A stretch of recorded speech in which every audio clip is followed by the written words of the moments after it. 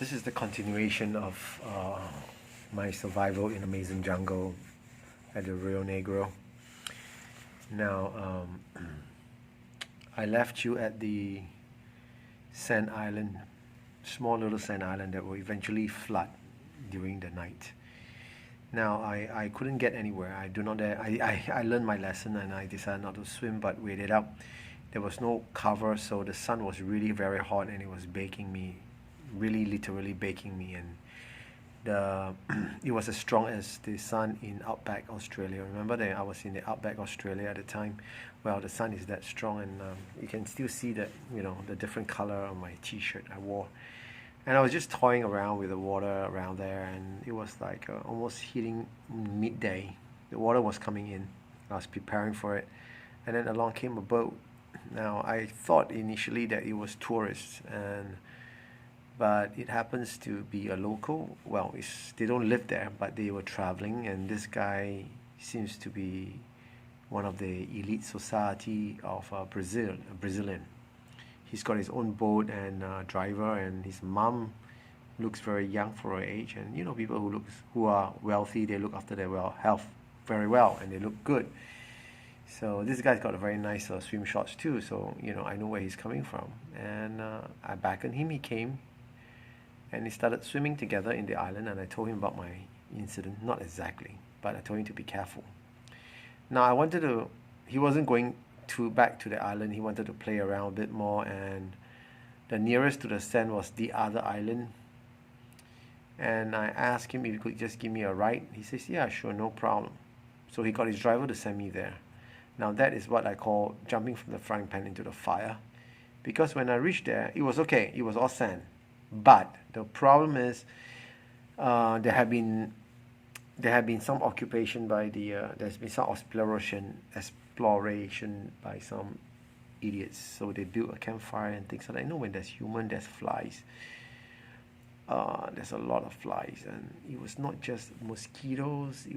Yes, mosquitoes, but it was a lot of weird flies like maggots and things like that. And I think it comes up from people. So there was a lot of flies, and they were trying to enter my ear, on both ears, and I wore the hat with a cover. I'm sorry, I didn't take the picture because the stupid girl which I was talking to, she was using my phone to do a translation until the battery went dead.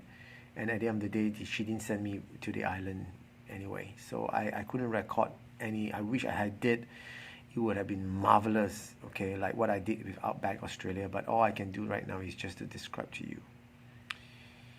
So it was a lot of fallen trees. People has been chopping down the trees and things like that, but it was still a very dense forest.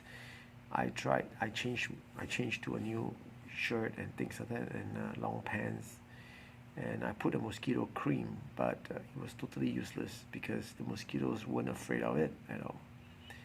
They seem oblivion to the cream. They're commando trained mosquitoes. And hell, I was beaten. My legs, my back, everything. And I realized I couldn't sleep there because comes night time, it's going to get worse. So I decided to wait for the next boat. No boat came. It was all very slow, single horsepower,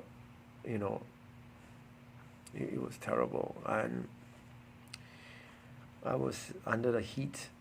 I was really thirsty. I was dehydrating faster than I thought I would. My lips starts to crack, and when your mosquitoes sucking on you all the time, it's no joking matter. And I find myself waving for help. Eventually, a fisherman came, and he took me back offshore, and it was not a good experience. And then the hotel staff was a bit weird. They saw my new iPhone, and they smashed it on the ground. I don't know why they did that. I didn't. I could see the guilt written all over his face, but I didn't want to confront him because they actually offered me a nice lunch. So I sold that anyway, and what happened? Okay, so I went back to Manas, that was it. I'm sorry I cut it short because it was very depressing talking about it, and I'm really slurring on my speech right now because I haven't slept since last night. I'm back in society again in Japan, and you know, with society comes people, and people are a nuisance, and I really abhor it. So now that I'm back here, I wish I'm back in Amazing Jungle, but when I was in Amazing Jungle, I wish I was here in the city. I really couldn't make up my mind where I really want to be, because in the jungle it poses a different threat. And over here in society, it poses people are the threat. So anyway, this is just about it. I don't know. I'm gonna have to think of something. But I know that if I continue the way I am, I'm going for a nervous breakdown, or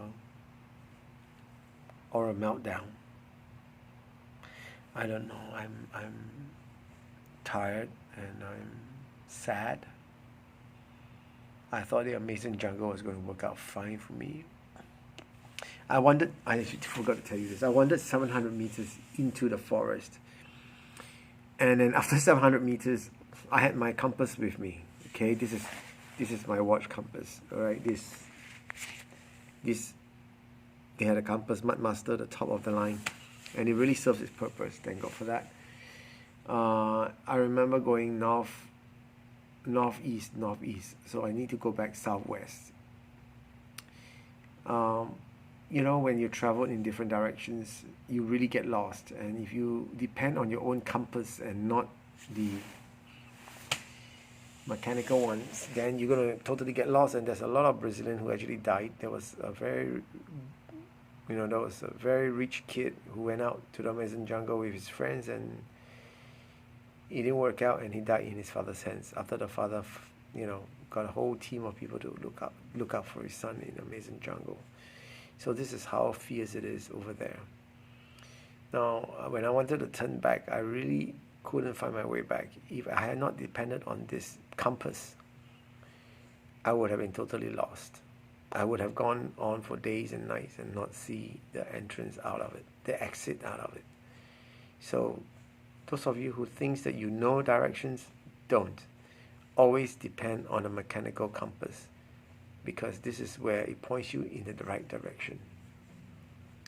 Well, that's all for now. And I really hope that I don't have to end up in harakiri here in Japan, because I'm super depressed right now. I'm trying to avoid society, avoid people, and I'm back here again. I spend so much money. Okay, guys, take care.